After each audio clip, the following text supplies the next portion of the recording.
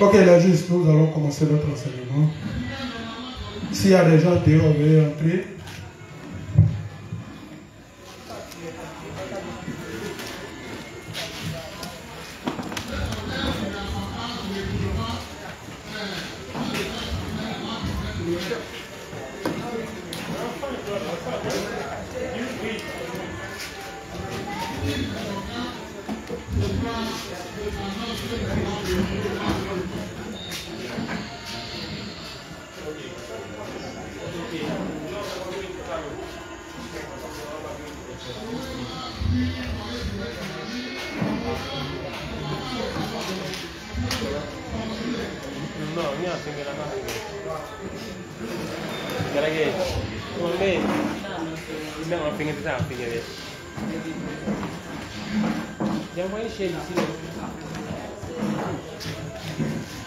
Ok, donc nous, comme je l'ai dit, nous allons commencer l'enseignement, les autres vont nous prendre en marche. Nous sommes au 4e jour de notre enseignement et aujourd'hui est le jeudi. Aujourd'hui est le jeudi 20 avril 2023. C'est toujours le même thème, Satan. Et comme je l'avais dit hier, aujourd'hui on allait essayer un peu de présenter même voilà, la personne de Satan. Nous allons essayer de définir un peu Satan. Et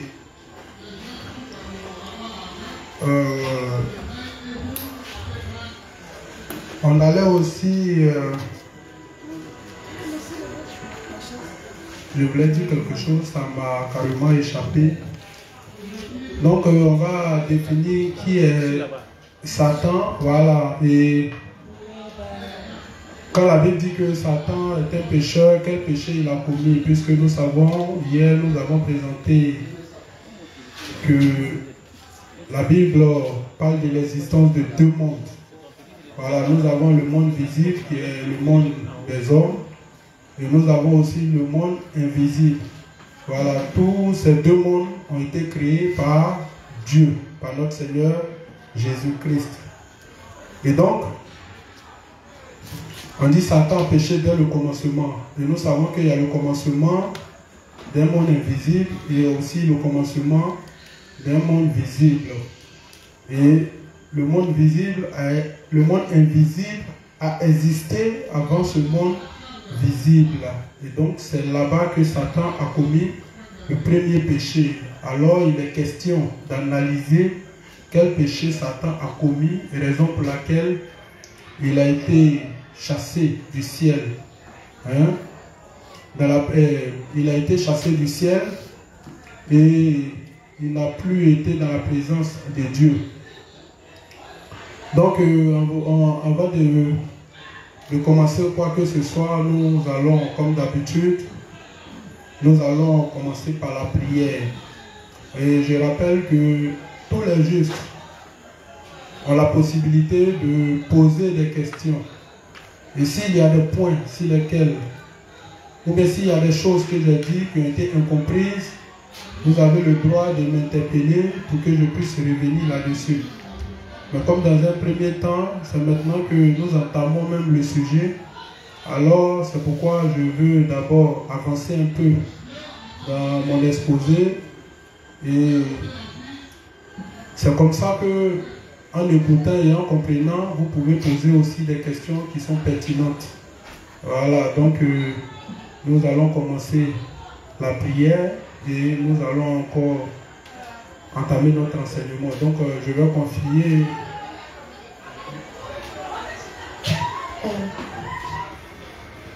allô. Donc je vais confier la phase de la prière à la juste Élie. Elle va nous bénir, elle va nous confier dans les mains du Seigneur pour que lui-même il soit au devant de tout ce qui sera fait ici et qu'il nous assiste durant tout ce temps d'enseignement. Donc la juste Élie, tu peux nous introduire en prière. Amen. Donc les justes, on va se disposer. Ensemble, on va élever la voix pour dire déjà merci au Seigneur de nous avoir rendus justes. Lui dit merci de ce qu'il nous a permis d'être présents ce soir et de ce qu'il a disposé chaque heure à recevoir sa parole. Donc ensemble, prions. Père éternel, merci.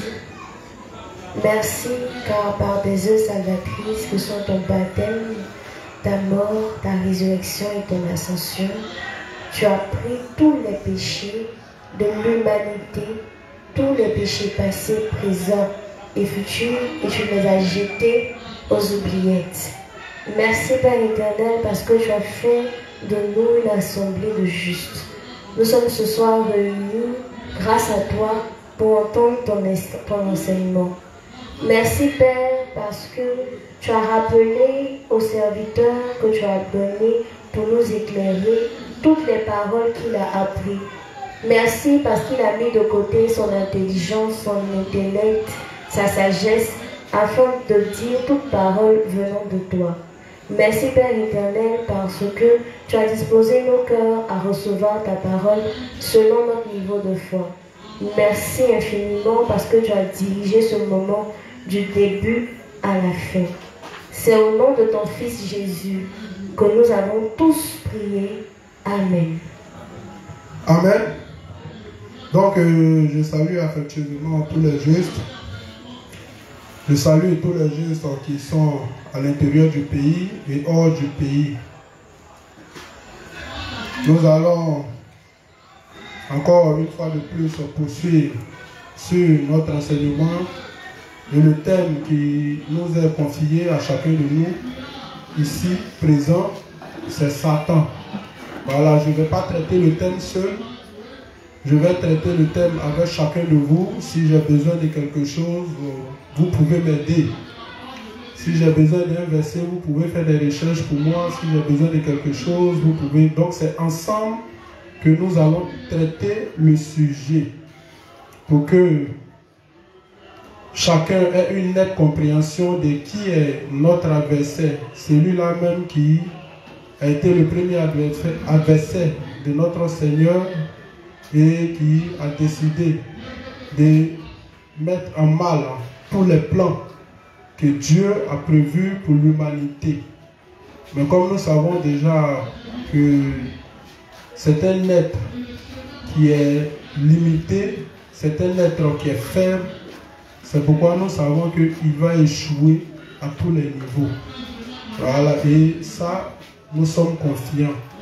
Même s'il dit que son projet sera couronné de succès, nous savons une chose, que dans l'ère du cheval pâle, que nous allons entamer dans un futur proche, c'est dans cette période-là où Dieu, cette période qui dure 7 ans, bien précisée par notre Seigneur, je dis bien 7 ans, où Dieu va utiliser les 3 premières années et demie pour faire sa dernière moisson en envoyant des fléaux, des catastrophes naturelles, et plutôt des catastrophes sur la terre, et aussi des fléaux de malheur, parce que beaucoup d'hommes périront sous les fléaux que Dieu va envoyer.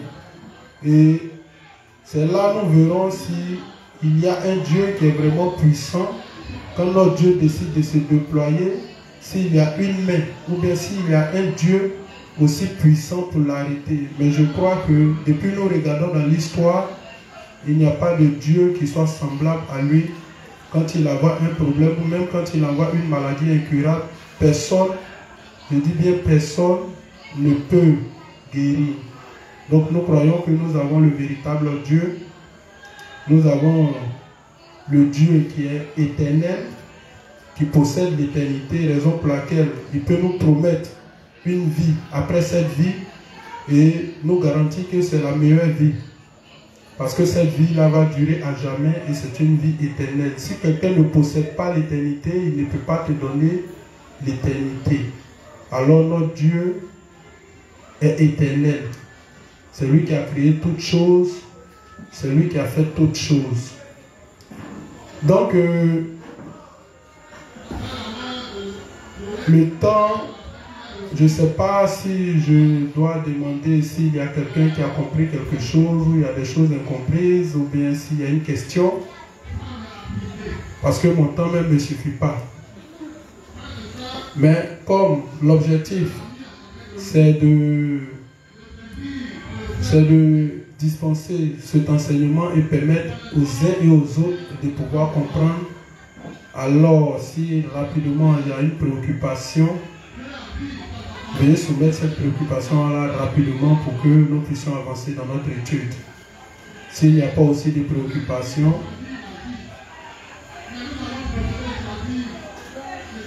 allô, il y a l'inspecteur Jean-François qui a demandé sur la page, il a demandé pourquoi, si on a causé avec les Illuminati, pourquoi, si on sait que le projet existe depuis belle lurette, pourquoi tu dis que c'est Adam Weishaupt qui est le créateur ou qui est l'intendant du nouvel ordre mondial?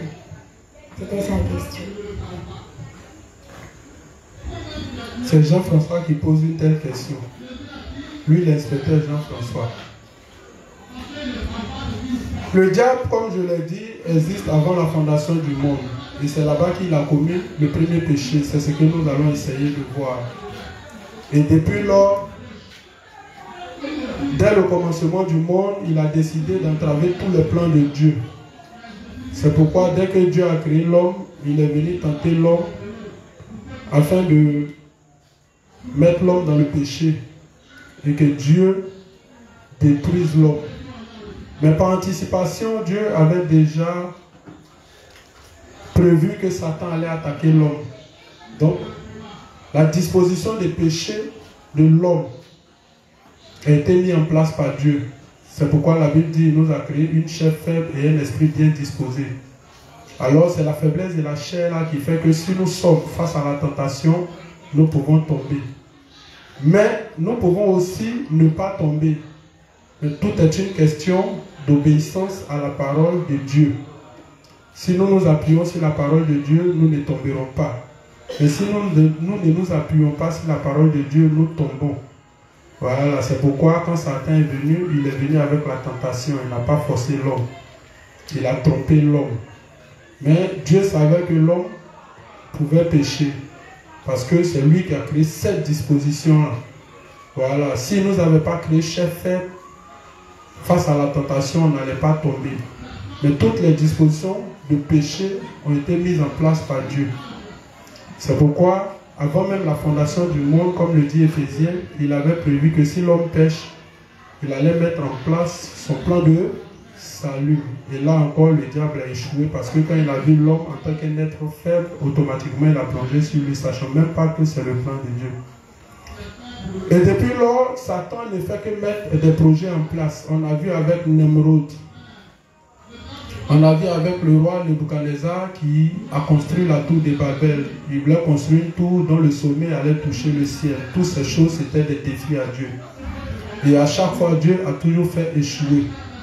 Voilà. Donc, beaucoup d'hommes qui ont travaillé sous le règne de Satan ont toujours mis des projets en place afin de faire régner Satan comme le maître absolu dans ce monde.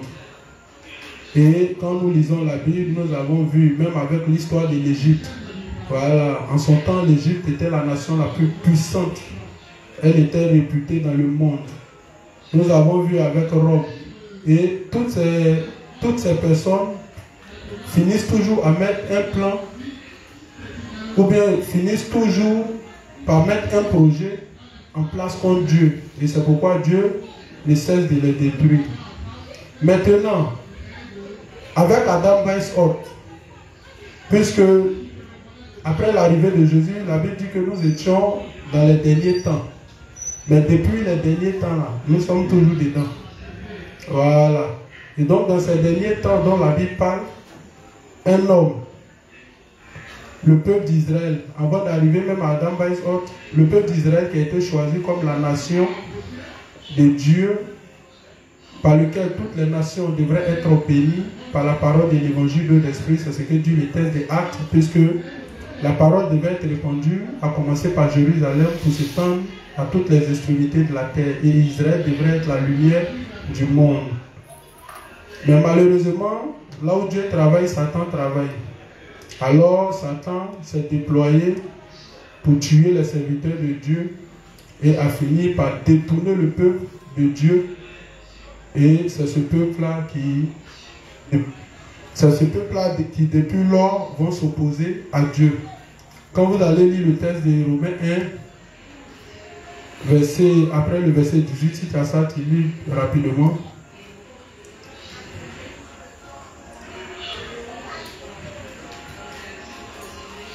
Romains 1, à partir du verset 20.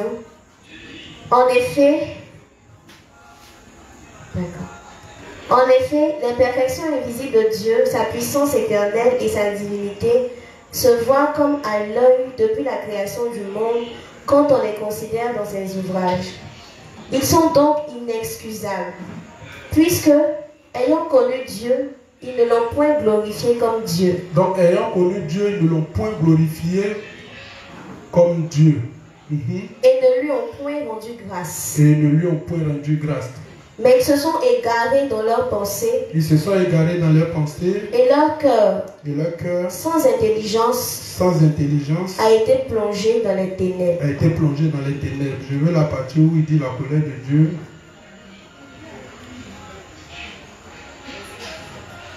À partir du verset 18.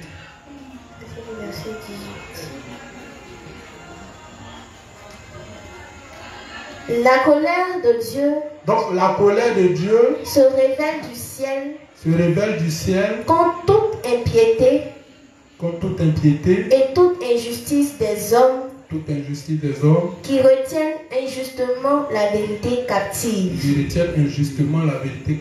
Donc ces hommes-là, ils ont la vérité, mais ils la retiennent captive et ils n'ont pas voulu que les hommes connaissent cette vérité. Et au contraire, ils ont fait un avec Satan et ils ont monté des fausses doctrines pour asseoir ça dans le monde, qu'on va appeler les écoles de théologie et la religion, afin de mettre en place leur projet malsain. Vous comprenez? Et c'est d'eux que parle aussi le texte des Thessaloniciens, vas-y, 1 Thessaloniciens 2, verset 15 à 16. Donc là où Dieu travaille, le diable travaille. Voilà. Le diable a détourné le peuple de Dieu. Et quand vous allez lire Acte 13, à partir du verset, si je ne me trompe pas, vers le 44 là-bas, l'apôtre Paul est revenu dessus. Voilà, vous qui deviez être la lumière, hein? Vous qui avez été les premiers, hein? Et vous qui devez bénir les autres, vous ne l'avez pas fait. Voilà, mais au contraire, vous avez préféré asseoir vous-même votre propre projet et à servir le monde. Donc c'est pourquoi j'ai dit, une minute, si Israël avait bien présenté le christianisme, le monde serait en paix. Mais au contraire, ils ont préféré asseoir eux-mêmes leur propre projet et ils ont fini par défier Dieu. Vas-y. Ce sont ces Juifs qui ont fait mourir le Seigneur Jésus et les prophètes. Donc le juif qui a été choisi comme le peuple de Dieu, c'est les mêmes juifs qui sont devenus d'abord ennemis de Dieu. C'est eux que Satan comment on appelle ça, a gagné leur cœur. Et ils sont devenus ennemis de Dieu. Qui nous ont persécutés. Ils ont persécuté eux-mêmes leurs propres frères juifs. Ils ont persécuté tous les serviteurs juifs qui étaient de la nation d'Israël. Qui ne plaisent point à Dieu. Alors les juifs eux-mêmes ne plaisent pas à Dieu. Et qui sont ennemis de tous les hommes. Donc ils sont ennemis de tous les hommes. Nous empêchons de parler aux païens pour qu'ils soient sauvés. Nous empêchons de parler aux païens pour qu'ils soient sauvés. Donc Israël a refusé le salut. Mais Israël s'est érigé contre Dieu et contre son projet. Et donc depuis lors, c'est comme ça qu'ils ont commencé à asseoir leur projet. Donc, dans la pensée d'Israël, dans la pensée des Juifs, ça j'ai plusieurs fois expliqué ici. Voilà. Dans la pensée des Juifs, le Messie qui est venu ne peut pas être leur Messie. Pourquoi? Parce que la période à laquelle Jésus-Christ venait, Israël était sous la domination de Rome. Et vous voyez, quand vous lisez l'histoire, chaque nation a eu son moment de gloire. Et c'est comme ça qu'en cette période, Rome était la nation la plus d'aller consulter les prophéties d'Ésaïe, n'ayant pas compris les prophéties de Jérémie, n'ayant pas compris toutes les prophéties. Ils se sont dit que quand le Christ allait venir, le Messie allait venir, il allait venir les délivrer de la main des empereurs romains comme il a toujours fait en son temps. Vous avez vu quand Israël était annexé par, comment on appelle ça, par l'Égypte, vous avez vu que quand Christ est venu, il les a délivrés de l'Égypte. Et quand vous allez lire, vous allez voir plusieurs fois, ils ont été, comment on appelle ça, asservis par les nations. À chaque fois qu'Israël se détourne de Dieu, vous allez voir que Dieu les livre dans la main de leurs ennemis. Et quand vous lisez bien, vous allez voir que c'est grâce à Joseph que le peuple était arrivé en Égypte. Voilà. Mais comme Joseph lui-même, en son temps, hein, il a, comment on appelle ça, il a pu permettre que, à partir de lui, le pharaon qui était là puisse connaître le Dieu d'Israël. C'est comme ça que Dieu a positionné Pharaon comme premier ministre en Israël après le songe que Dieu lui a envoyé, que personne ne pouvait interpréter, que Joseph a interprété pour lui expliquer que la famine allait arriver. C'est comme ça le pharaon qui était là a commencé à faire un avec le Dieu de, comment on appelle ça, des Israélites, ou du moins des Juifs. Vous voyez. Et c'est comme ça que quand ce pharaon va mourir, c'est comme ça d'autres pharaons vont venir et puis après, ils ne vont pas suivre la trace de ce pharaon et puis ils vont venir annexer. Mais la raison était que la Bible dit que c'est parce que les deux fils de Joseph, là, Ephraim et puis Manassé, voilà, Joseph n'a pas pu inculquer la foi à ses deux enfants. Or, vous savez que quand vous regardez depuis l'histoire, Adam, Dieu retrace toujours sa généalogie ou sa descendance à partir des hommes de foi. La preuve en est que quand, comment on appelle ça, quand Caïn et Abel ont offert leur sacrifice et que Dieu a accepté celui d'Abel et qu'il a rejeté de celui de Caïn, Caïn pris de jalousie a fini par tuer Abel. Or Abel était l'homme de foi. Donc à partir de là, Dieu ne pouvait pas retracer sa généalogie à partir de Caïn. Donc le nom de Dieu a été éteint pendant un moment jusqu'à ce que Adam et Ève aient un autre enfant qu'on va appeler Seth. Et c'est si Seth que la foi va revenir. Et c'est à partir de Seth que Dieu va commencer à retracer sa généalogie jusqu'à tomber à Noé. C'est pourquoi il dit les gens ne disent pas. Sinon, quand vous lisez la Bible et puis on parle de généalogie, c'est pour ne même pas perdre les traces, c'est pour ne même pas perdre les histoires. C'est pour arriver qu'au descend. On peut tout retracer à partir de la Bible. Vous voyez. Donc, Israël pensait que Dieu, quand il venait, c'était une délivrance encore physique. Donc, à leur grande surprise, quelqu'un quitte là-bas, il vient. Lui-même, il ne ressemble à rien. Hein? Lui-même, on dit, comment on appelle ça? Il est le Dieu tout-puissant, il est roi des rois. La maison des rois est là. C'est vrai qu'il était dit dans la prophétie qu'il allait être un descendant de Judas, il le fut. Mais la maison des rois est là, les palais sont là. Il vient, il est à quelque part là-bas, à l'hôtel, dans la mangeoire, dans des conditions bizarres. Et puis il grandit et finit par dire qu'il est Dieu. Donc Israël ne peut pas supporter un tel Dieu parce que le Dieu qu'ils ont toujours connu dans l'histoire a toujours montré sa puissance. Mais un homme comme ça, il va venir et puis il va dire qu'il est Dieu. Donc pour Israël, c'était un blasphème. Or que Isaïe l'annonce, il dit comme il fait plante dans une terre desséchée, c'est comme ça que le Christ viendra. Donc ils n'ont même pas compris les prophéties. Ça veut dire qu'il viendra, il n'a rien pour plaire, il n'est pas venu pour longtemps, il vient juste pour accomplir un projet. Et c'est le projet qu'il devrait accomplir qu'Israël n'a pas compris. Donc, Israël n'a pas compris que Dieu vient pour établir le plan du salut qui a été préparé dès la fondation du monde et préparé même avant la fondation du monde et qui se déroule dès la fondation du monde. Israël n'a pas compris que c'est l'accomplissement de ce plan-là pour donner le salut à toute l'humanité que Dieu est venu accomplir. Donc, ils s'attendaient à une délivrance dans la chair. Or, Dieu venait pour délivrer l'âme de tout le monde qui était sous le poids du péché.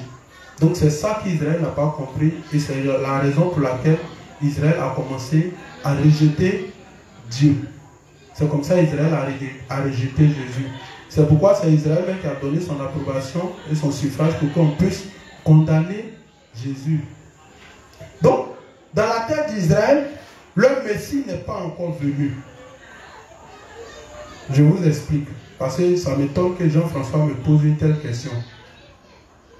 Dans la terre d'Israël, le Messie là, il n'est pas encore venu. Et ils attendent toujours le Messie. C'est pourquoi quand vous lisez la Bible, tout le plan qu'ils sont en train de mettre en place, c'est la préparation de l'arrivée de leur Messie. Or, le Messie a déjà passé. Donc, eux, ils attendent l'arrivée de leur Messie.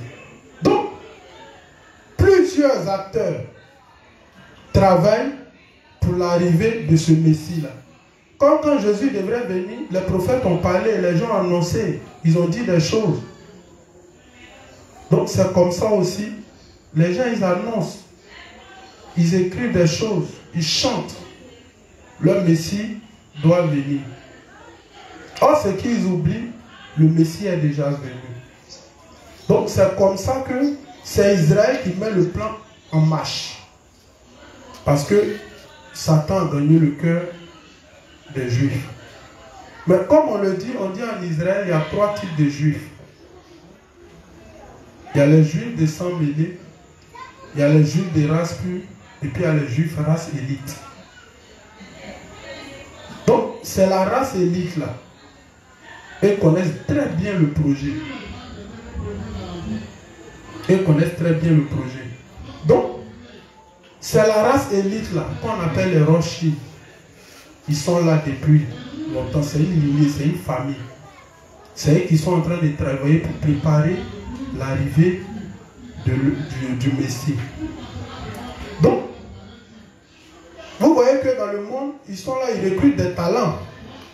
Ou bien, quand quelqu'un a un talent, il cherche à le recruter pour qu'il puisse servir dans ce projet-là.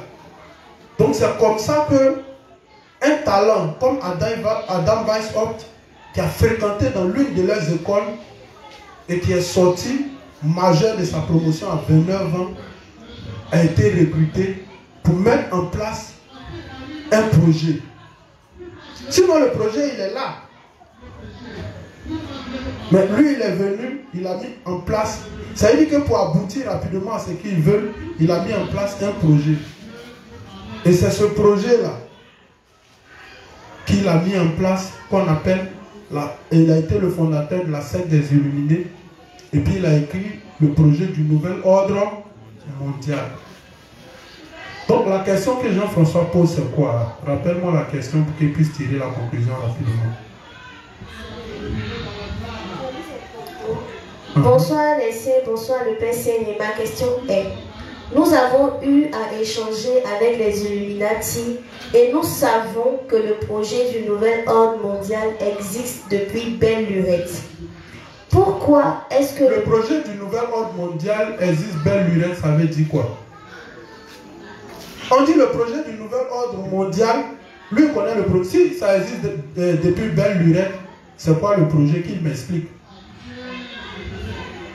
Le projet du nouvel ordre mondial est un projet qui a été mis en place par Adam Weishaupt.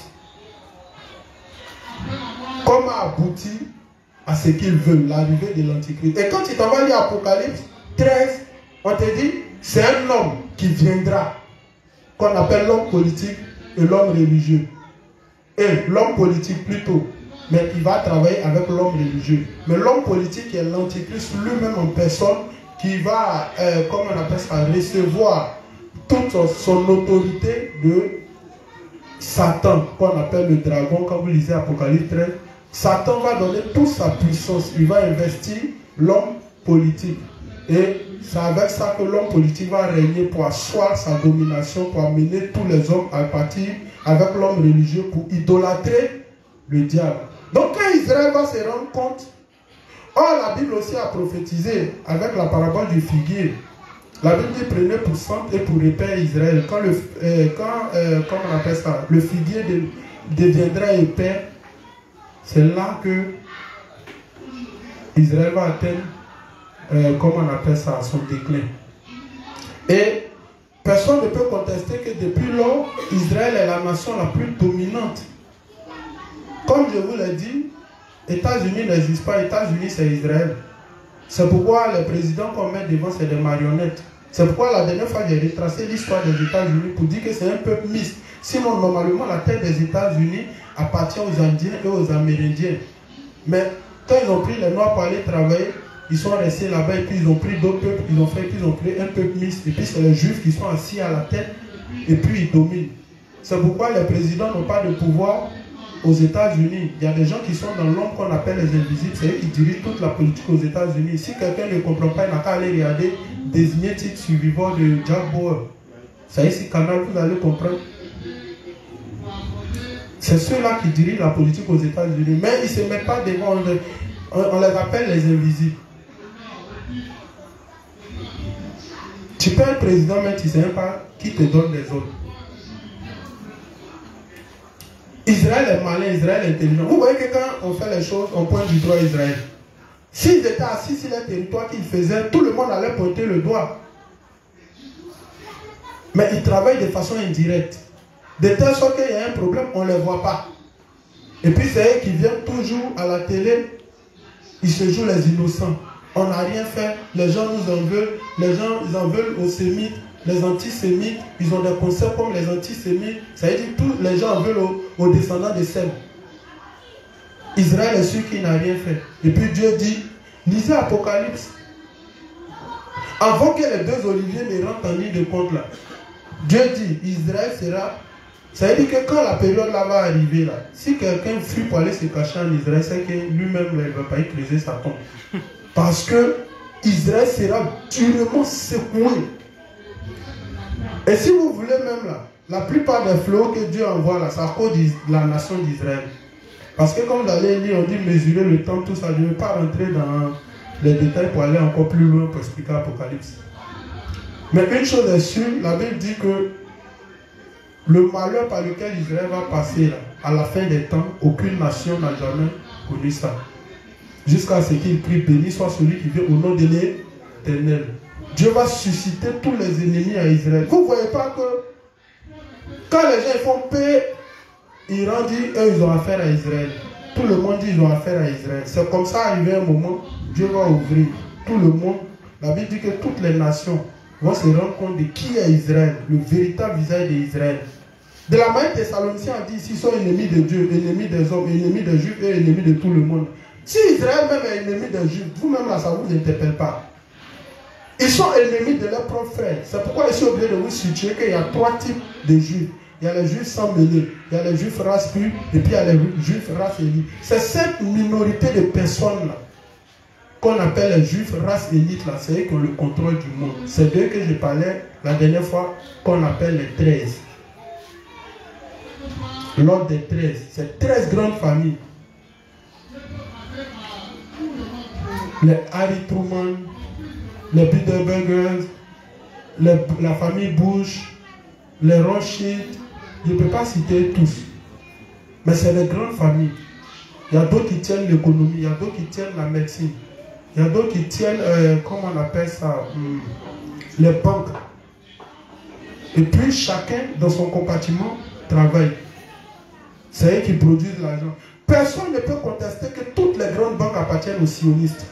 On les appelle les protocoles de salle de Sion. C'est eux qui contrôlent le monde. Donc, eux, ils recrutent les talents pour mettre en place des projets. S'ils voient que tu as un talent ici qui peut servir, on va te recruter. Si Arafat peut servir ici dans la musique, par rapport à un de leurs projets, on va le recruter. Si on peut servir, c'est pourquoi ils disent qu'ils ont créé Facebook. Facebook, il y a la partie visible et il y a la partie invisible de Facebook. Facebook est fait de telle sorte que aucun talent ne les échappe dans le monde. Si tu as un talent forcé, tu vas aller mettre sur Facebook. Oh bien. Si tu as un talent forcé, tu vas aller mettre sur Facebook. Et comme Mark, lui qui a créé Facebook, là, Mark Zuckerberg, ou bien quoi, là, son faux nom, ce petit juif là, quand il est venu expliquer, il dit à partir de Facebook, petit Israël deviendra grand Israël, parce que tout le monde sera connecté à Israël à partir de Facebook. C'est pas ce qu'il a expliqué. Donc à partir de Facebook, tout le monde est... Quand il dit petit Israël va devenir grand Israël, ça veut dire que vous serez connecté au projet sans savoir, mais à partir de Facebook. C'est pourquoi Facebook vous influence. C'est pourquoi tout ce qui se fait sur Facebook, là, vous voulez faire la même chose. C'est-à-dire c'est Facebook qui dirige le monde. Vous suivez le courant de Facebook. Vous ne savez pas que c'est un réseau d'espionnage. Facebook, là, ça veut dire que c'est vous pensez que vous avez des données personnelles. Sinon, dans le projet Aide de l'Une, je ne sais pas si c'est là-bas ils ont expliqué, Facebook, là, c'est comme s'il y a des gens qui sont assis derrière. Et puis, ils voient tout ce que vous faites. Mais comme pour l'instant, vous ne dérangez pas le projet, vous êtes inutile. Mais dérange un peu le projet seulement, tu vas voir. C'est là que tu vas voir que toutes tes sales vidéos, tu as fait tout ce que tu as fait, et puis ils vont te mettre ça devant. C'est comme ça qu'ils attrapent les grands dans le monde. C'est comme ça ils font. Donc, quand Jean-François me dit non, le projet du nouvel ordre mondial est là depuis quand on a parlé du nouvel ordre mondial. C'est en 1776 que le projet du nouvel ordre mondial a été mis en place par Adam Weishaupt. Et c'est un des grands francs-maçons aussi réputés qu'on appelle Albert Pike qui est venu s'appuyer sur le projet du nouvel ordre mondial. Et puis il a mis en place la première, la deuxième guerre mondiale. Et puis ça s'est passé conformément comme il a planifié. Et c'est le même qui a planifié la troisième guerre mondiale. Il dit que ça va déclencher entre Israël et le monde arabe. C'est pourquoi vous voyez toujours il y a échauffement entre Israël et Palestine et chacun forme les blocs. Parce que il y a un problème où il y a la mort. Pour que le projet du nouvel ordre mondial aboutisse, il y a un signe que Dieu a donné. Quand vous allez voir la reconstruction du temple, c'est un signe imminent. Parce que c'est dedans, comme le dit Thessaloniciens, c'est dedans, il viendra s'asseoir pour profaner le nom de Dieu. Et Israël est venu, ils sont venus, je ne sais pas si c'est France de combien quoi, ils disent qu'ils vont retrouver tous les matériaux de la reconstruction du troisième temple. Il y avait un truc qui les échappait là, c'était une teinture de quelle couleur, on ne sait pas, bleu ou quoi, là, ils ne savaient pas comment reproduire ça, mais ils ont fini par trouver. Donc ils sont en train de construire progressivement. Or, il se trouve que où il y avait le temple là, où il y avait le temple de Salomon, l'endroit là, actuellement, la mosquée de Al-Aqsa dont il parle de ça, ça veut dire que ça occupe une partie. Donc forcément, ils doivent détruire ça pour construire le temple à la même place. C'est pourquoi vous voyez à chaque fois un échauffement entre eux et puis les Palestiniens. Donc quand Israël bombarde Palestine, le président iranien, lui il n'a pas affaire à quelqu'un, lui il a affaire à Israël. Donc à la fin là, Dieu va enlever ça. Dieu a sa main sur eux à cause de leurs patriarches, Abraham, Isaac, Jacob. Parce que le principe est que quand quelqu'un sert Dieu, il est béni sur 1000 générations. Quand il ne sait pas si Dieu, il est maudit sur 3 générations. Donc imagine, Abraham a servi, Isaac a servi, Jacob a servi, tous ceux qui ont servi en Israël, imaginez.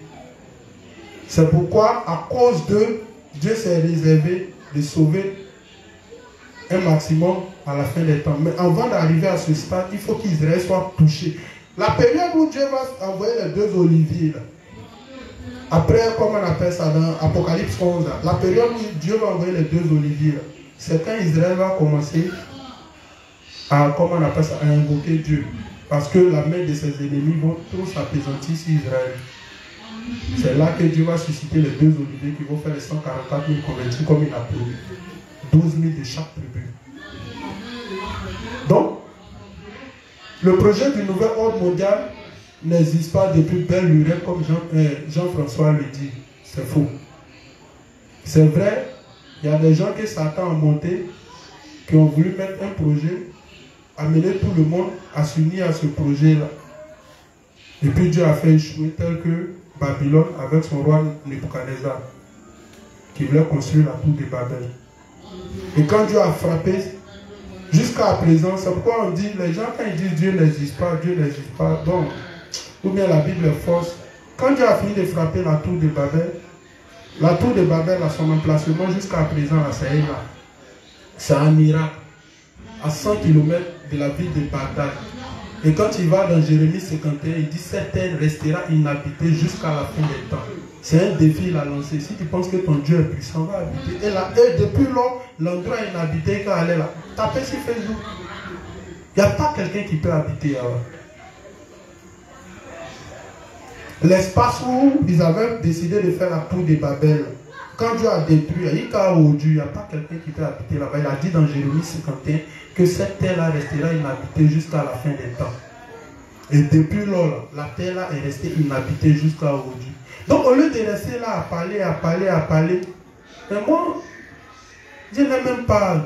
Vous voyez, le monde tourne autour d'une personne, Jésus. On commence à compter les années passées à partir de lui. On commence à compter les années qui viennent à partir de lui. Vous voyez, le monde tourne autour d'une nation qu'on appelle Israël. C'est la nation la plus dominante. Mais avec quel Dieu ils ont dominé? C'est pas avec... Le plus souvent, on pense que c'est avec le diable. Non, le diable, lui, il aime utiliser l'intelligence des gens. Sinon, Israël, c'est un peuple que Dieu a beaucoup rendu intelligent parce que c'est eux qui ont gardé l'alliance. Quand il va arriver sur Noé dans le découpage, quand tu vas même lire la Bible, c'est pourquoi Dieu est venu d'abord et puis il est passé d'abord par la nation d'Israël. L'objectif n'était pas que tout allait s'arrêter à la nation d'Israël, non. Mais il est d'abord venu par eux parce que c'est parmi les, comment on appelle ça, les trois fils de Noé. Là. Quand vous retracez la généalogie que vous venez, vous allez voir que c'est les descendants de Sem qui ont gardé l'alliance. Et parmi les descendants de Sem, ce n'est pas eux tous. Donc à chaque fois que quelqu'un ne garde pas, Dieu les isole. C'est pourquoi il retrace à partir de ceux qui ont gardé jusqu'à pour arriver. Abraham, Isaac, Jacob. Mais avant d'arriver à Abraham, Isaac, Jacob, il y a les noms qui sont derrière quand pour arriver à eux. Donc si c'est eux qui ont gardé l'alliance, vers qui va venir d'abord? Puisque les autres nations se sont tournées vers les faux dieux, vers d'autres dieux. Il n'a qu'à se présenter à qui? Mais en se présentant d'abord à Israël, c'était pour faire d'Israël la nation au centre du monde. Et quand vous prenez Israël, comme Romy était en train de l'expliquer la dernière fois, Israël est au centre du monde. Israël, c'est au centre du monde. Il a une partie dans chaque continent. Dieu est sage. Israël a une partie dans chaque continent. Et Israël au centre du monde. Il y a des peuples, comme vous allez lire la Bible, parce qu'Israël c'était une petite nation. Il y a des peuples qui ont voulu que faire disparaître une prophétie de Dieu. C'est que Israël, ils vont faire disparaître Israël. Le président iranien, lui, il dit, depuis longtemps, lui, il dit, il va faire disparaître Israël de la carte du monde. Mais chose impossible. C'est pourquoi, quand vous lisez bien, quand les Chinois et les Russes vont prendre le pouvoir, la dernière force qui va tomber devant Israël, c'est la Chine. Parce que les Russes vont venir, ils vont très échouer. Et les Chinois seront étonnés que une grande nation de guerre comme les Russes puisse échouer face à une petite nation comme Israël. Parce que eux, quand ils viennent là, c'est pas à Israël qu'ils ont affaire, c'est à Dieu mais ils ont affaire. Parce qu'ils veulent faire disparaître une prophétie de Dieu qui dit qu'Israël, malgré que c'est une petite nation, ne disparaîtra pas. Il y a des nations qui ont disparu. Donc eux ils vont faire disparaître Israël de la carte du monde. Mais Dieu ne peut pas permettre ça, même si Israël ne sert pas Dieu actuellement, mais Dieu ne peut pas permettre à cause de leur patriarche. La bénédiction d'Israël, c'est Dieu à leur patriarche. C'est pourquoi la Bible dit que la conversion d'Israël, c'est Israël qui a fabriqué tous les dieux là pour donner. C'est Israël qui a fabriqué toutes les doctrines là pour donner. Parce que quand vous lisez le texte de Romains 1, 18 là, si tu n'as pas, c'est pourquoi la colère de Dieu se révèle contre ces personnes-là. C'est parce qu'ils avaient la vérité. Et c'est à partir de la vérité que tu peux faire ce qui est faux. Mais si tu n'as pas ce qui est vrai, comment tu vas faire pour faire ce qui est faux? C'est pourquoi Dieu est fâché contre eux. Mais en même temps, c'est à cause d'eux que leur peuple, leur patriarches ont beaucoup servi Dieu. Et ils ont plaidé pour leurs descendants. Comme de la manière vous avez vu, comment on appelle ça, Abraham était en train de plaider pour son neveu Lot là. Et puis Dieu est intervenu. C'est comme ça. La plupart de ceux qui ont travaillé ont plaidé pour leur descendance. Donc, je dis à Jean-François que les Juifs existent avant le projet du nouvel ordre mondial. C'est les Juifs qui ont décidé de faire allégeance à Satan. Ils ne le connaissent pas bien, mais à la fin des temps, ils vont connaître son vrai visage.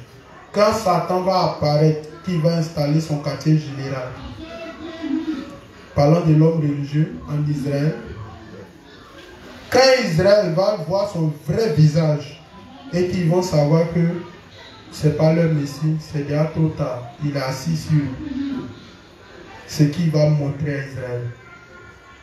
C'est là qu'Israël va aller pour aller fouiller. Ils ont les manuscrits, hein. Ils ont la parole. Ils ont ça, ils ont la parole authentique, ils ont les manuscrits, ils ont ça. C'est leur tradition. Quand ils vont aller fouiller, c'est là qu'ils vont comprendre que celui dont Jérémie avait annoncé, comment on appelle ça, les livres Ésaïe et autres là, avaient annoncé, est déjà passé. Et donc c'est eux qui ont installé l'Antichrist. Ils vont vouloir se rebeller contre lui, mais il va les tuer mal. C'est comme ça qu'ils vont invoquer à nouveau le nom de l'Éternel. Et puis Dieu va susciter les deux oliviers là pour venir délivrer la nation d'Israël. Mais cette fois-ci, il va prendre un peu dedans et puis le reste, c'est fini. Voilà, donc Adam Weishaupt en 1776 qui a mis le projet du nouvel ordre mondial en place, ce qu'il suit jusqu'à présent. Tous les détails sont dedans. C'est lui qui a mis en place. C'est lui qui a mis en place la secte des Illuminés en combinant toutes les sectes qui existaient avant pour former la secte la plus puissante. C'est comme ça que ça s'est passé. Sinon, le projet du nouvel ordre mondial n'existe pas depuis belle lurette. Est-ce que lui sait c'est quoi le projet du nouvel ordre mondial? Il sait à quoi dedans. Donc voilà un peu la question de Jean-François Armand. Je vais m'arrêter là pour les questions. Donc comme je l'avais dit hier,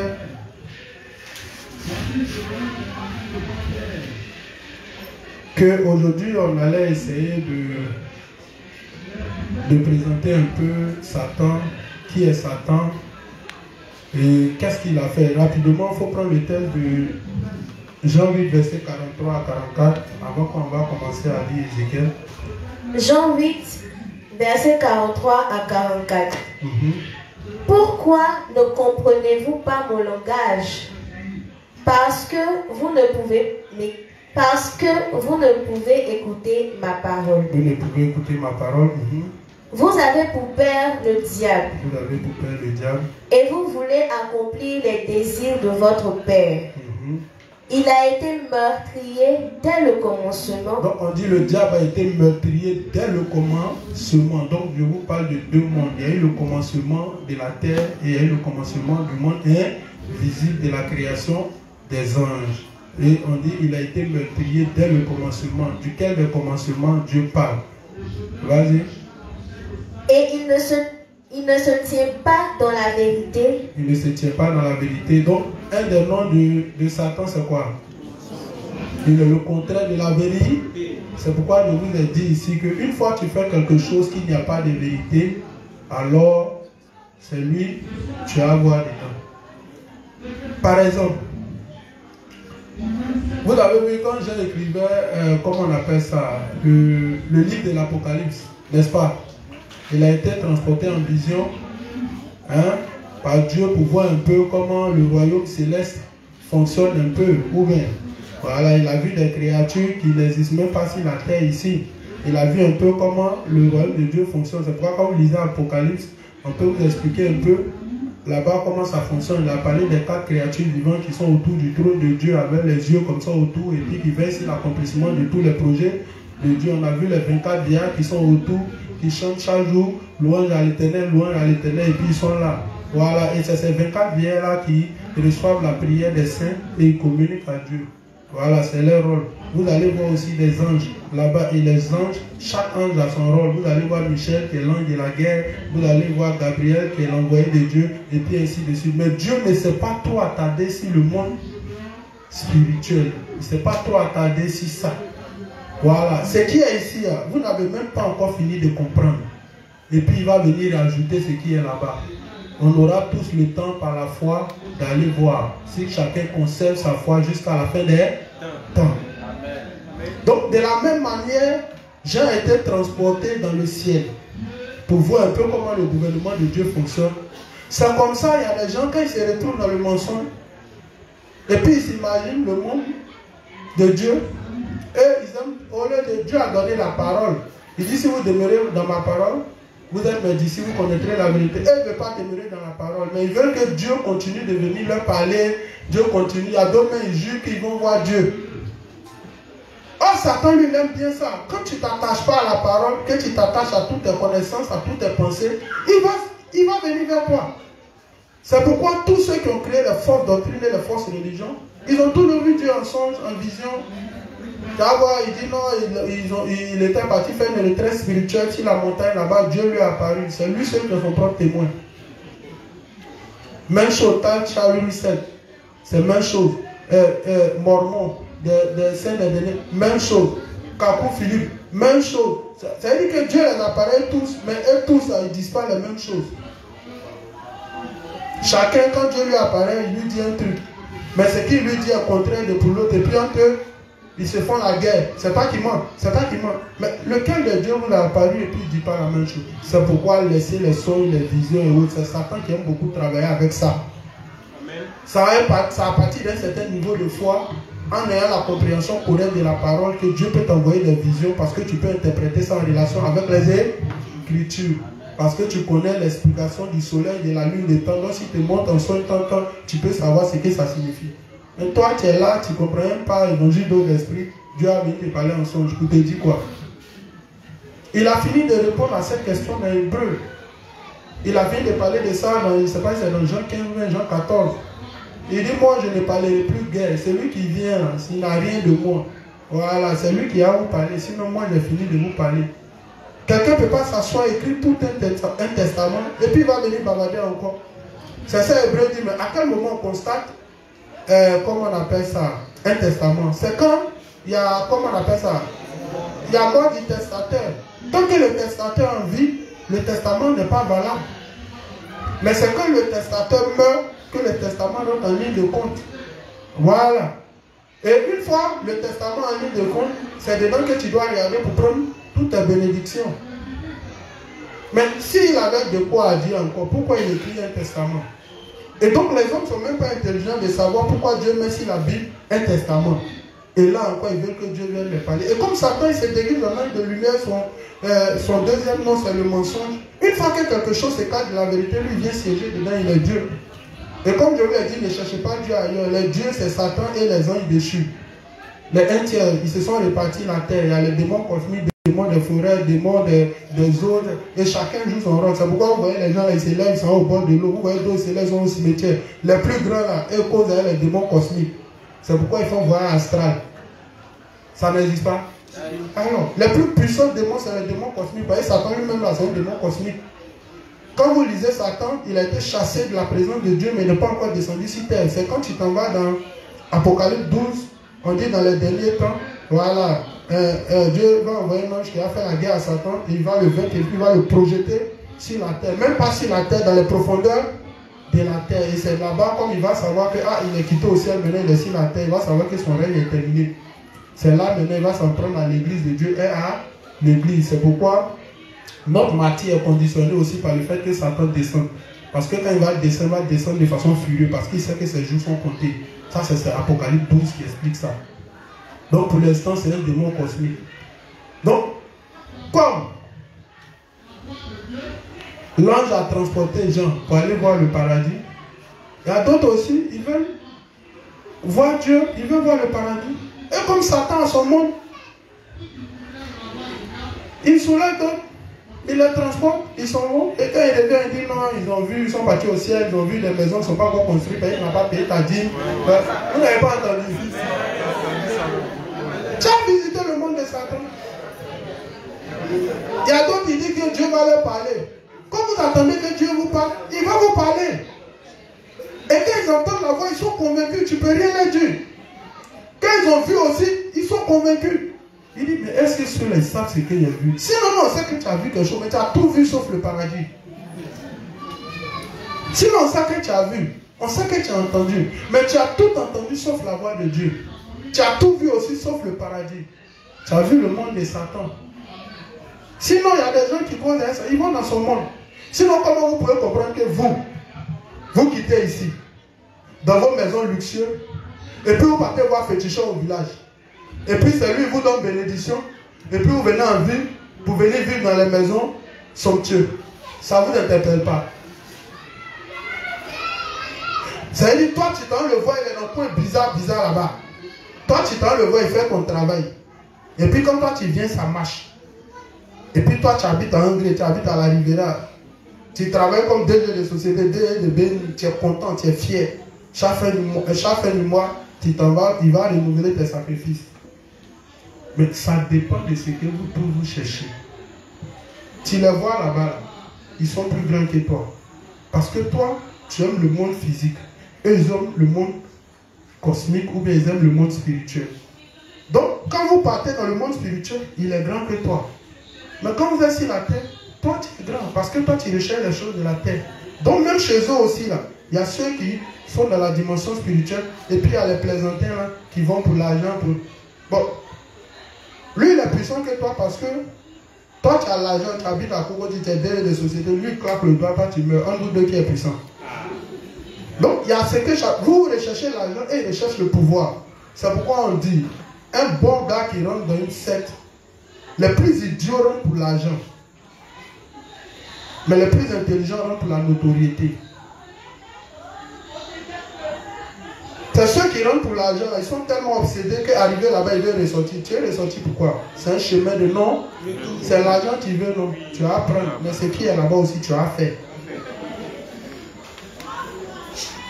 C'est la même chose. Dieu dit dépasser votre chair. Ils vont dépasser la chair, c'est pourquoi ils peuvent être assis dans un... Les plus grands même là, le monde ne leur dit rien. Mais une fois qu'ils sortent de leur monde pour aller dans la dimension spirituelle, là-bas ils sont établis, ils sont rois, ils sont grands. Dans le monde de Satan, ils sont grands. C'est la même chose, Dieu dit pour peu de temps, vous n'êtes rien sur la terre. Mais dans peu de temps, vous allez voir. C'est pourquoi on va lire un test et puis vous allez comprendre. Va dans Hébreu 1. Il faut qu'on va lire à partir de 1 même. Il a fait ressortir quelque chose. Hier, quand on a lu le test de Colossiens 1 à partir du verset 15, il a été dit que Jésus est le premier-né de toute la création, n'est-ce pas? Qui peut m'expliquer pourquoi Jésus est le premier-né de toute la création? Qui peut m'expliquer pourquoi Jésus est le premier-né de toute la création? Soulevez vos mains qui étaient ici, là. Il y a longtemps, vous êtes dans l'église, là.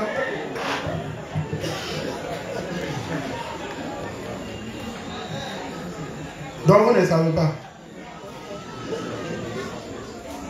Voilà un qui a levé sa main là-bas, micro rapidement.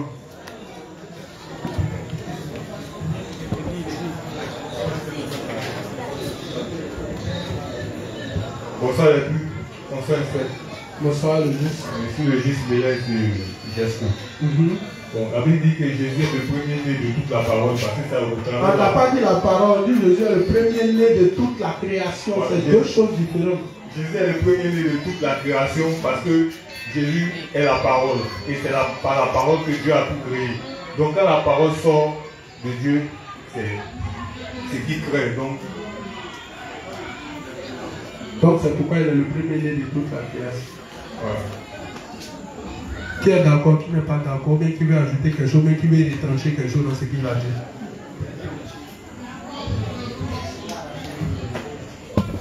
Bon, moi, en fait, Pour ma part, Jésus est né avant la création de toutes choses. C'est parce que Jésus est Dieu. C'est parce que Jésus est Dieu. Oui. D'accord. Une deuxième personne.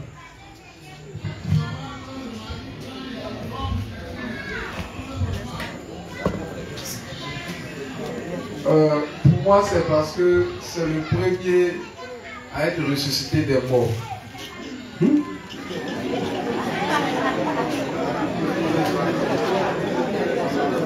Bon, vas-y, Hébreux 1. Lydie, tu as dit quelque chose aussi. Bon, une dernière personne. Me semble, justement, je n'ai pas bien saisi ce que le Responsable a dit. Mais ce que je veux dire, c'est que Jésus est le premier de toute la création parce que toutes choses ont été faites par lui. La parole faite chair, d'après ce que la Bible dit, et rien de ce qui n'a été fait sans lui.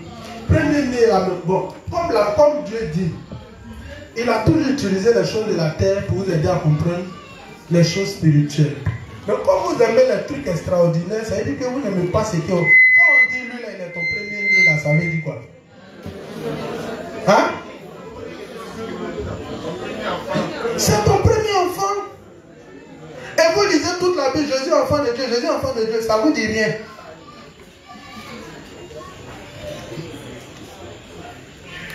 C'est pourquoi il y a un coup, si Dieu me permet, je vais le faire. Pour vous faciliter les débats entre les débats que vous faites sur la divinité de Jésus. Pour vous simplifier ça rapidement. Vas-y. Parce que le plus souvent, vous ne vous en sortez pas dans ce débat-là. Dans ce débat sur la divinité de Jésus. Parce que vous arrivez à expliquer la position de Jésus sur la terre en tant que fils de Dieu. Mais vous n'arrivez pas à expliquer la position de Jésus au ciel. En tant que fils de Dieu. Maintenant, le deuxième problème, c'est parce que vous confondez tout. Quand il y a un débat sur la divinité de Jésus, il faut toujours préciser. C'est le fait que Jésus est Dieu qui pose problème, ou bien c'est le fait qu'il est un père. Or, le plus souvent, vous confondez les deux. Donc, vous ne vous en sortez pas. Si c'est pour prouver que Jésus est Dieu, c'est tellement facile. Les Juifs étaient tellement intelligents. Quand Jésus dit qu'il est le fils de Dieu, il dit mais tu es Dieu. Parce que selon la loi des espèces, on ne peut pas se reproduire en dehors de son espèce. Est-ce que ça, on a besoin d'aller loin? C'est pourquoi quand il prend dans son...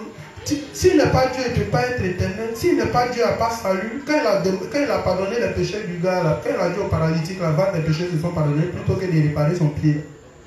Ils lui ont dit, là, même le pouvoir de pardonner les péchés, c'est qu'il est Dieu. Ou bien? Ah non. Ça, à cause de dire ici, là, on ne réfléchit pas.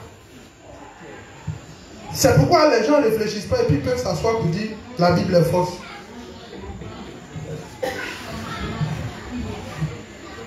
Vas-y. Si Dieu le permet, un jour il va simplifier ça pour vous.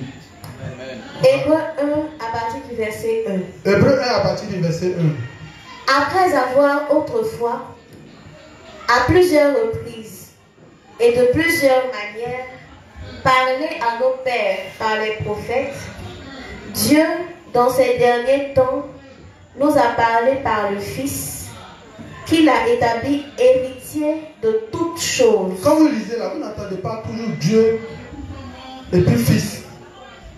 Est-ce que la Bible met que Jésus est le Fils de Dieu? Qui est ce Dieu qui a toujours parlé, qui parle maintenant ou par le Fils? Vas-y. Qu'il a établi héritier de toutes choses, par lequel il a aussi créé le monde, et qui, étant le reflet de sa gloire et l'empreinte de sa personne, et soutenant toutes choses par sa parole puissante, a fait la purification des péchés, et s'est assis à la droite. À chaque fois que tu as un verset, tu dis, tu es au verset 3, tu es au verset 4, tu es au verset 5. précise. Vas-y. Verset 3. Et qui, étant le reflet de sa gloire et l'empreinte de sa personne, et soutenant toutes choses par sa parole puissante, a fait la purification des péchés et s'est assis à la droite de la majesté divine dans les lieux très hauts. Verset 4.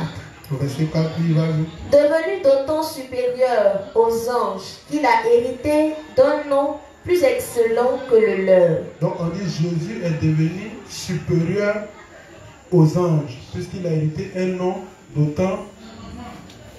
Lis la partie là. Tu vas continuer, ce qui m'intéresse est devant, vas-y. Devenu d'autant supérieur aux anges qu'il a hérité d'un nom plus excellent que le leur. Donc vous voyez, il est devenu supérieur aux anges. Mais c'est un discours. Il a accompli quoi? Il a accompli toute la volonté de Dieu. C'est pas ce qu'il a dit dans le texte de Jean 6. Pour avoir accompli tout. Je ne suis pas venu pour faire ma volonté. Je suis venu pour faire la volonté de mon Père. Jésus nomme pas qu'il a un Père. Le Père aussi nomme pas qu'il a un Fils. C'est pourquoi Jésus est le premier-né de toute la création. Il est le premier à être appelé Fils de Dieu. Et pour avoir accompli toute la volonté de Dieu, Dieu l'a mis au-dessus de tout ce qui existe. Au départ, le Fils était le Père, il y a les tests. Mais après, le Fils a pris une apparence. Il est venu sur terre, il a accompli une mission, il est retourné au ciel. Quand il retourne, il prend quelle position? Il retourne dans son ventre, il retourne dans son Père, ou bien il est là et il a un trône. Et le Père a son trône et le Fils a son trône. Ah, c'est là le problème.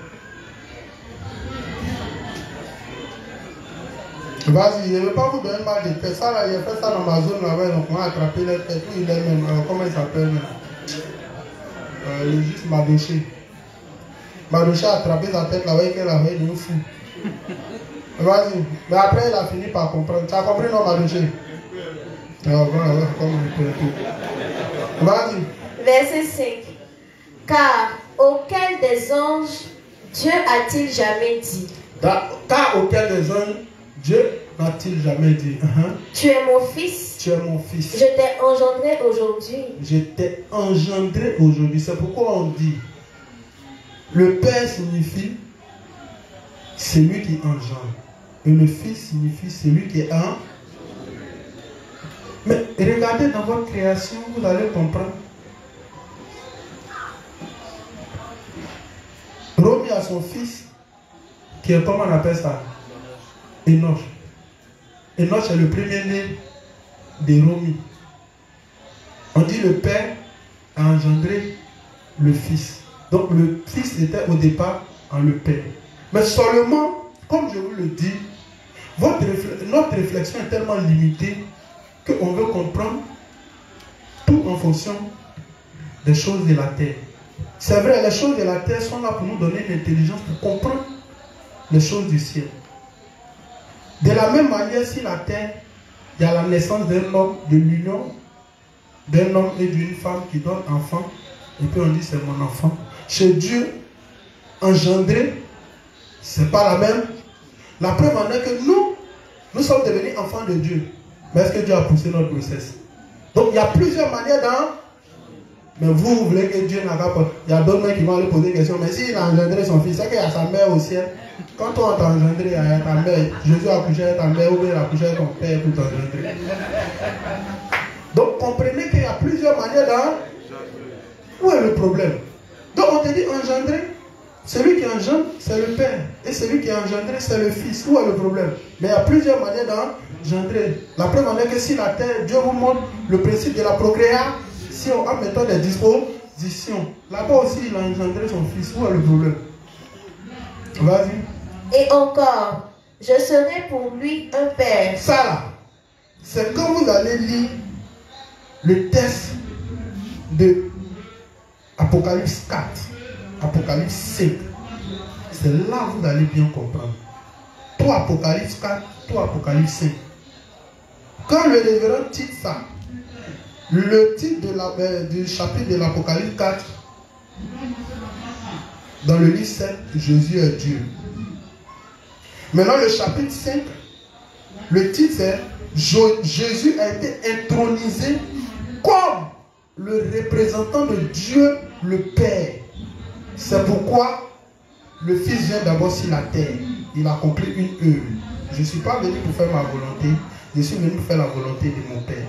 Après avoir accompli parfaitement toute la volonté de Dieu, planifiant en lui, quand il remonte, Dieu lui soumet toute la création, ce qui est au ciel, sur la terre, plus bas que la terre, tout lui a été soumis. Quand vous allez lire le 5, vous allez voir ça. C'est pourquoi Jésus a été élevé au-dessus de tout ce qui existe. Mais quand vous partez, vous faites débat, Jésus est Dieu. Mais s'il est Dieu, pourquoi il prie son Père? Non, ce n'est pas son Père, il prie, c'est lui-même il prie. Forcément, vous allez vous perdre. Vous allez vous perdre. Vas-y. 6. Et lorsqu'il introduit de nouveau dans le monde le premier-né. Lorsqu'il introduit de nouveau le premier-né, vous allez faire quand il est en train de sortir de mon cou pour aller faire un autre coup. Vas-y. Il dit que tous les anges de Dieu l'adorent. Que tous les anges de Dieu l'adorent. De plus, il dit des anges. Il dit des anges. Celui qui fait de ses anges des vents et de ses serviteurs une flamme de feu. Mais il a dit aux C'est lui qui donne toute puissance aux anges. C'est lui qui donne toute domination aux anges. C'est lui qui les envoie ici. C'est lui qui dit faites ça. C'est lui qui dit faites ça. Mais il ne les a jamais comptés parmi ses enfants.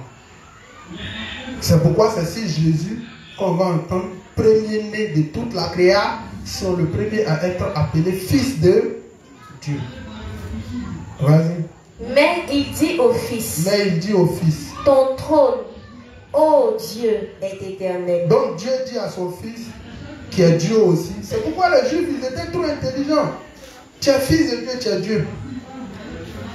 Maintenant, est-ce qu'on peut dissocier le Père du Fils? C'est là votre problème habituel.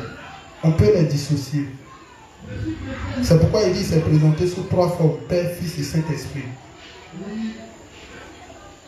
Maintenant, le plus souvent, vous arrivez à expliquer facilement ça dans l'accomplissement du salut et dans le plan de Dieu. Mais quand il remonte au ciel, alors il y a brouillard. Vous n'arrivez plus à donner la position exacte de chacun. C'est pas ça. Vas-y. Ton trône, ô Dieu, est éternel. Ton trône, ô Dieu, est éternel. Le sceptre de ton règne est un sceptre d'équité. Donc c'est Dieu qui parle comme ça à son Fils. Vas-y. Tu as aimé la justice. Tu as aimé la justice. Et tu as haï l'iniquité. Ça veut dire que tu as accompli parfaitement tout ce qu'il a préparé pour toi. Et tu as haï l'iniquité. Ça veut dire le péché que Dieu n'a pas aimé. Il a prévu que Jésus vienne, il prenne la forme d'un humain, il rentre sur la terre, il détruise le péché et qu'il retourne dans sa position initiale auprès du Père. Maintenant, une fois auprès du Père, qu'est-ce qui se passe? Vas-y. C'est pourquoi, ô Dieu, ton Dieu t'a oint d'une huile de joie au-dessus de tes épaules. Vous voyez que comme vous lisez ici, ô Dieu, ton trône. Dieu dit à Dieu que son trône. Donc Dieu a son trône, le Fils aussi a son trône.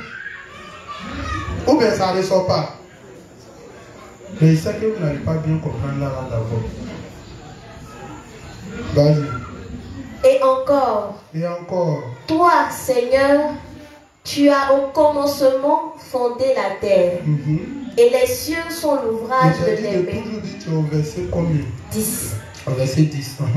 Et encore, toi, Seigneur, tu as au commencement fondé la terre, et les cieux sont l'ouvrage de tes mains.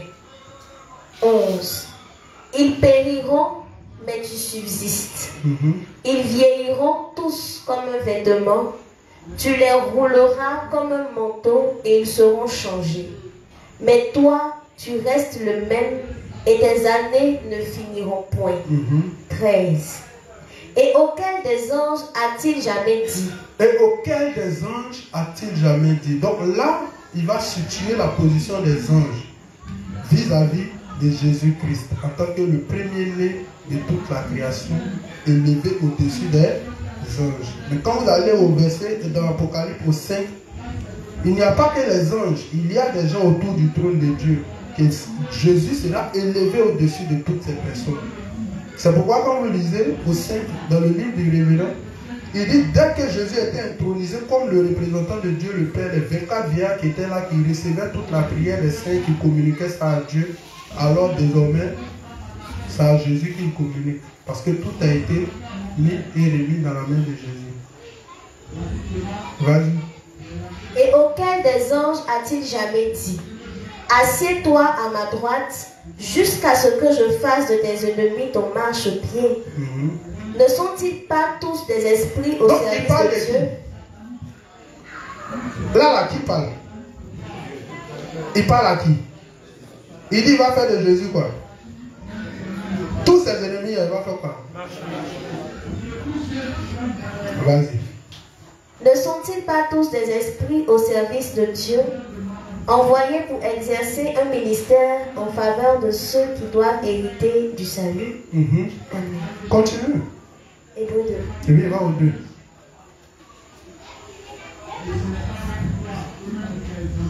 Hébreux chapitre 2.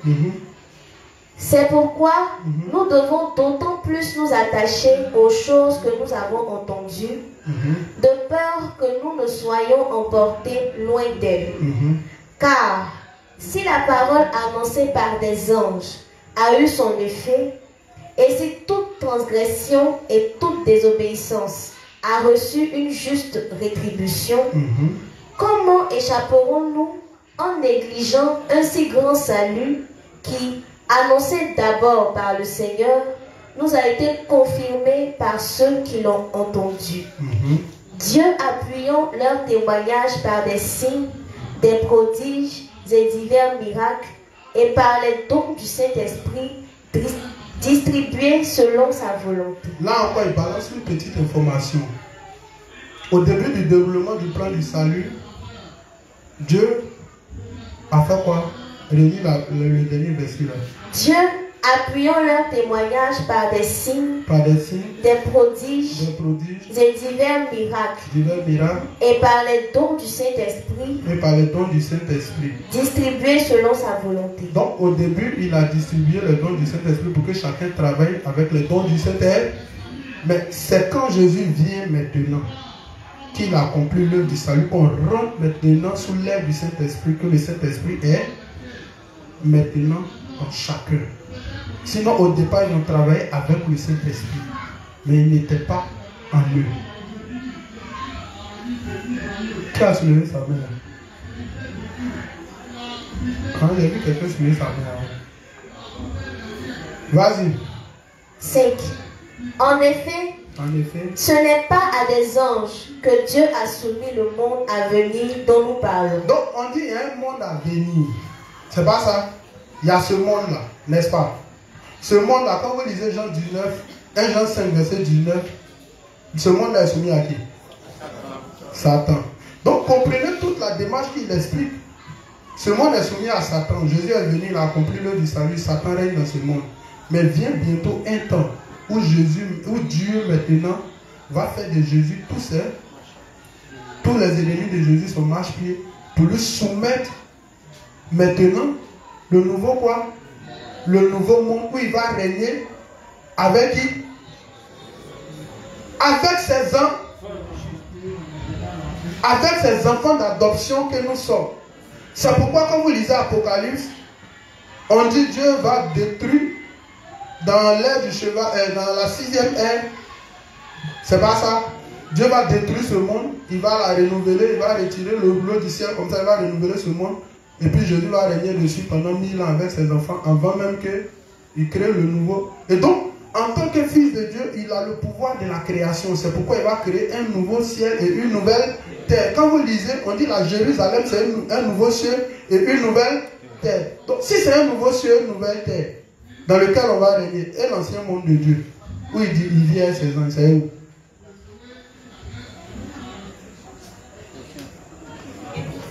Parce que quand on disait, le monde de Dieu existait auparavant.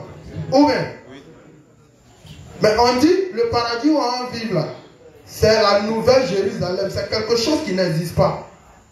Pour montrer que Jésus est Dieu comme son Père, il a le pouvoir de la création, il va créer un monde, un paradis, dans lequel on va vivre avec lui. Mais pour peu de temps, il n'a qu'à s'asseoir à la droite de Dieu d'abord. Lui, il a fini d'accomplir sa mission. Bientôt, Dieu va faire tout son travail. Et puis, il va soumettre toute la création à Dieu, à Jésus-Christ, qui est son Fils. Donc, si Jésus est le premier-né de toute la création, devenu Fils de Dieu, vas-y, il ne veut pas expliquer la suite, puisque le verset lui-même l'explique la suite. C'est pourquoi il dit, vous lisez les versets, vous les étudiez. Mais les mêmes versets, quand nous on va venir les lire et puis on va les étudier, vous allez voir que ce n'est même pas la même chose. Qui n'a jamais lu Hébreu 1? Qui n'a jamais lu Hébreu 1? Mais est-ce que vous avez vu ça comme ça? Vas-y.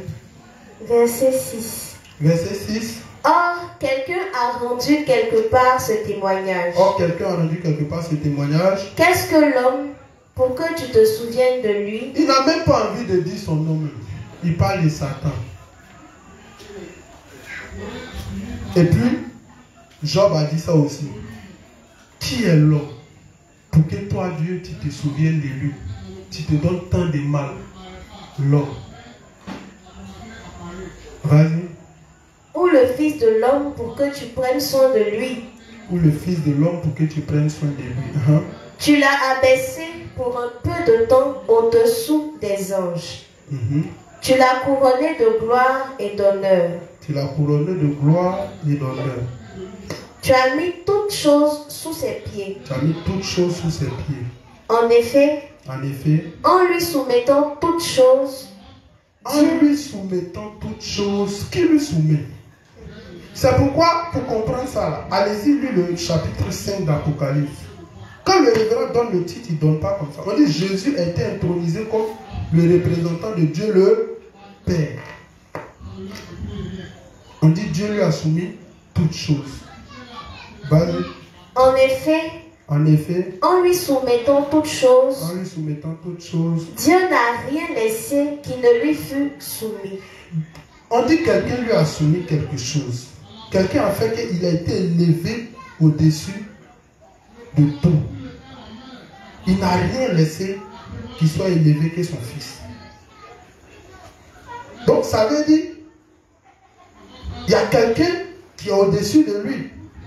Ou bien il n'y a pas quelqu'un qui est au-dessus de Jésus. Il y a quelqu'un qui est au-dessus de Jésus. C'est lui qui a remis tout pouvoir à son Fils. Mais là encore, il sait que vous ne comprenez pas bien. Il prend un autre test pour couronner rapidement et puis il passe à autre chose. Vas-y. Cependant, nous ne voyons pas encore maintenant que toute chose lui soit soumise. Donc on ne voit pas maintenant que toute chose lui soit soumise, c'est vrai. Parce que nous sommes encore dans ce monde. Et ce monde est toujours sous le contrôle de Satan. Mais quand on va rentrer dans l'ère du cheval pâle, jusqu'à la destruction de ce monde et à son renouvellement, on va comprendre pourquoi toutes choses ont été soumises à Dieu. Donc pour l'instant, on ne comprend pas à Jésus. Vas-y. Mais celui qui a été abaissé pour un peu de temps au-dessous des anges, Jésus, nous le voyons couronné de gloire et d'honneur à cause de la mort qu'il a soufferte. Donc, on dit quand il est là, l'explication qu'il donne maintenant, on parle de sa venue sur terre. Quand il était sur terre, il était dans une dimension inférieure. Il était dans une position de faiblesse. Pour peu de temps. Mais quand il a fini son travail, qu'il est retourné auprès du Père, c'est de ça qu'ils sont en train de parler. Il lit la petite partie. Mais celui qui a été abaissé pour un peu de temps au-dessous des anges, Jésus, nous le voyons couronné de gloire et d'honneur. Nous le voyons maintenant couronné de gloire et d'honneur à cause de la mort. À cause du fait qu'il soit venu sur cette terre et accompli parfaitement tout le plan de Dieu planifié en lui. C'est de ça que parle le texte d'Éphésiens 1. Le plan du salut planifié en Jésus. Dès le commencement du monde, Dieu commence à dérouler son plan de salut. Au milieu, Jésus vient l'accomplir. Après, on vient sous le règne du Saint-Esprit. Et maintenant, à la fin des temps, Dieu, plus affaiblit tout le royaume et il met tout entre les mains du Fils. Donc, je viens. Une précision.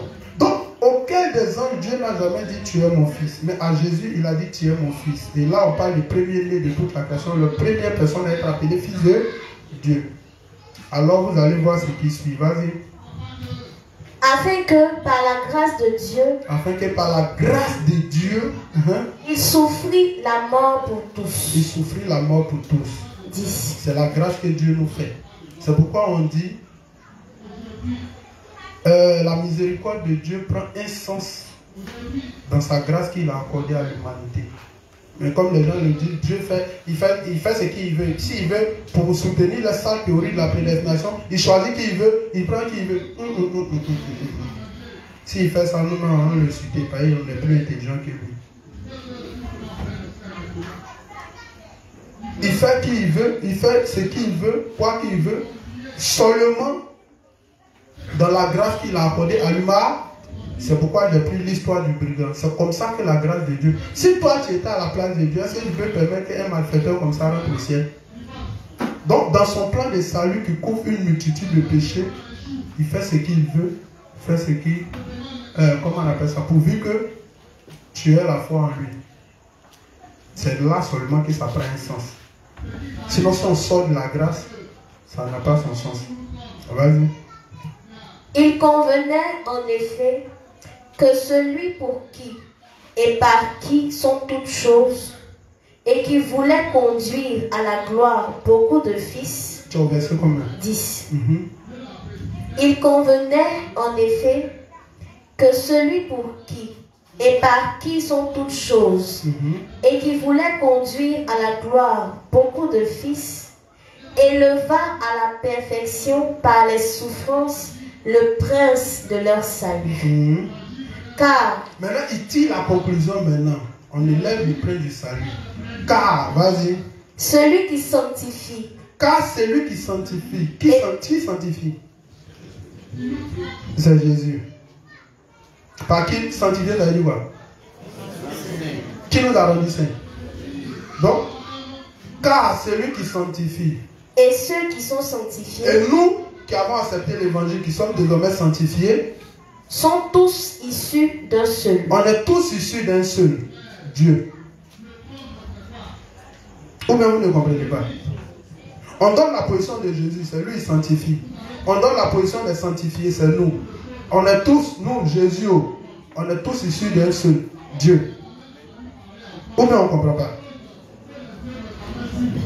Si vous ne comprenez pas, il n'y a pas de problème. Vas-y. C'est pourquoi il n'a pas honte de les appeler frères. Donc Jésus maintenant a des frères. Lui, le premier-né de toute la création, et ses petits frères. Le monde nous sera soumis. On sera, si Jésus est élevé, aucun des hommes, Dieu n'a jamais dit tu es mon fils. À Jésus, il a dit tu es mon fils, premier-né de toute la création. Nous, Jésus, on forme un. Nous sommes les frères de Jésus. Donc on est élevé que quoi? On est élevé que qui? C'est pourquoi Satan mal.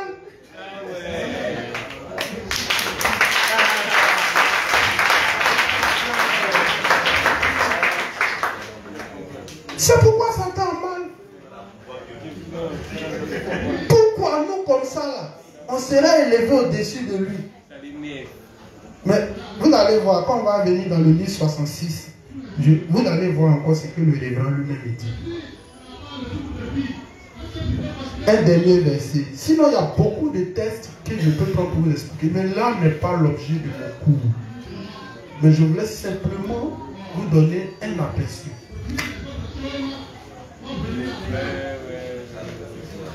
Viens dans Corinthiens 15. 1 Corinthiens 15.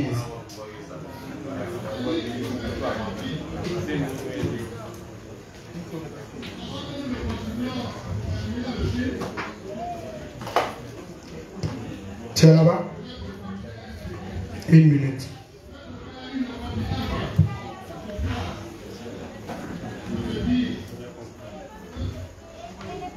Je tire la conclusion avec 1 Corinthiens 15, verset 26.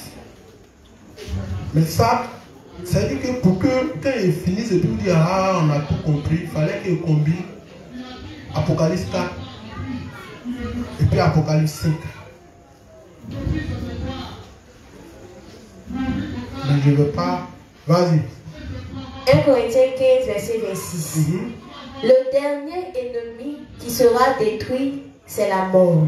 Donc Dieu va faire de tous ses ennemis son marche-pied. Pour l'instant, la mort a encore le pouvoir si les petits frères de qui? Donc la mort a encore notre ennemi. C'est pas ça. C'est tout ça là Dieu va faire. C'est pourquoi devant il dit, les lions de quoi? Du péché, c'est la mort. Mort, où est ta victoire? Bientôt la mort n'aura plus de pouvoir si les petits frères de Jésus que nous sommes. Ça va? Mais c'est Jésus qui nous a engendrés. Parce que le Père lui a donné le pouvoir d'engendrer. Mais vous voyez que cette façon d'engendrer n'a rien à voir avec votre engendrement où quand il pleut un peu, on ne peut pas respirer. Vas-y. Donc, souvent, sortez un peu de la lettre. La lettre tue, c'est l'esprit qui vit. N'importe qui, s'il n'a pas le Saint-Esprit, il rentre dans la parole, c'est la lettre qui va voir. Il ne peut jamais voir l'esprit de la lettre qui se cache. Nous-mêmes, c'est quand on dit que les gens l'écoutent un peu. Sinon, la parole n'est pas faite pour nous. Vas-y, quand on l'envoie, il vient donner le message. Et quand on lui a dit fini de donner, pas, c'est fini. Et quand nous, on parle, comme ils sont à côté de nous, ils écoutent. C'est là qu'ils bénissent le Seigneur encore plus. 27. Dieu, en effet, a tout mis sous ses pieds. Dieu a mis tout sous les pieds de qui? Vas-y. Mais lorsqu'il dit que tout lui a été soumis, il est évident que celui qui lui a soumis toutes choses, il y a quelqu'un qui lui soumet toutes choses, est accepté. Est accepté, ça veut dire quoi? Dieu est élevé au-dessus de son Fils. Mais pourquoi quand vous discutez, vous les mettez Jésus dans Dieu, Dieu dans Jésus? Pourquoi? Pourtant vous lisez la Bible, vous avez vu qu'il y a toujours une séparation. Le révérend même il parle, il met une séparation. Mais vous voulez mettre Dieu dans Jésus, Jésus dans Dieu forcé. Pourquoi? C'est normal que quand vous allez partir, vous n'allez jamais entendre. C'est à cause de la musulman qu'on toujours les gens. Si c'est lui les dieux, le Dieu tout-puissant. Bon, en général, quand il était là et puis il dit, Père, pourquoi Matthieu m'a donné? À qui il priait? Ça lui répond comment? Non, c'est lui-même.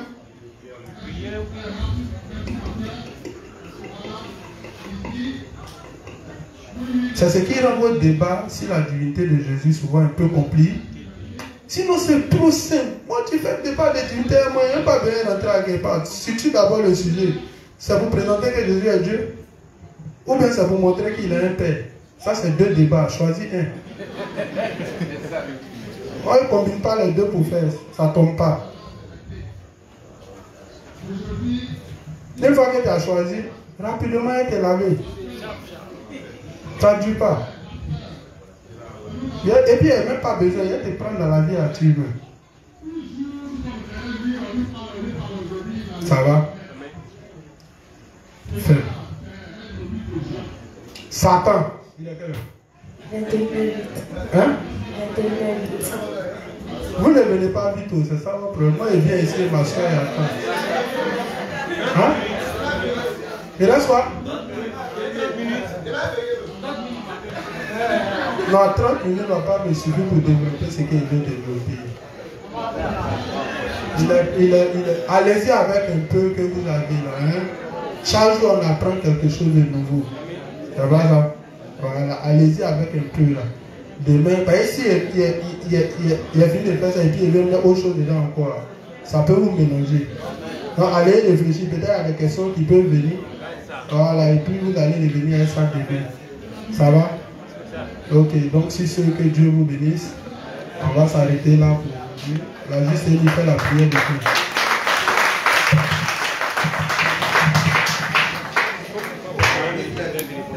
Donc les justes,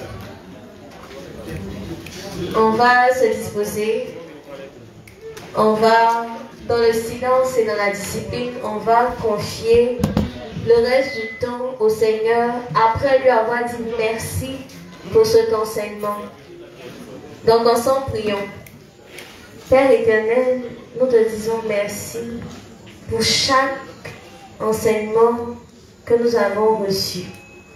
Merci Père de nous donner de pouvoir les ruminer afin de les comprendre dans les moindres détails.